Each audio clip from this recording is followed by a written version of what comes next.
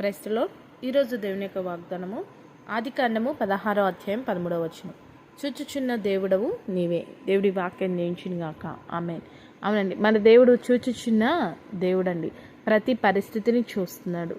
మనకున్న ప్రతి స్థితిని కూడా దేవుడు చూస్తున్నాడు. మనకున్న ఇబ్బందులు, మనకున్న ఇరుకులు, మనకున్న శోధనలు, మనకున్న కష్టాలు, మన కన్నీరు, మన పరిస్థితి సమస్తం కూడా చూచుచున్న దేవుడండి. మన బిడ్డలు, మన కడుపున పుట్టిన మన బిడ్డలు శ్రమ పడుతూ ఉంటే మనం చూస్తూ ఊరుకుంటామా?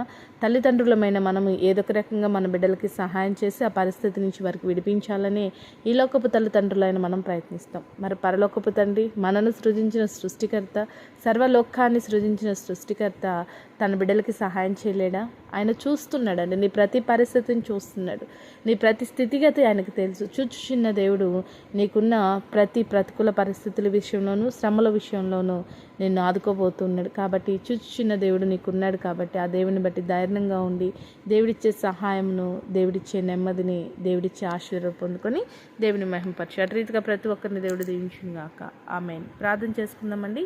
సకల ఆశీర్వాదాలకు కారణభూతమైన మా ప్రియ పరలోకపు తండ్రి, ఈ యొక్క ప్రార్థనలు ఎక్కిస్తున్న ప్రతి బిడ్డ జ్ఞాపకం చేసుకోండి. నువ్వు వారిని చూస్తున్నావు, వారి స్థితి నీకు తెలుసు ప్రభా.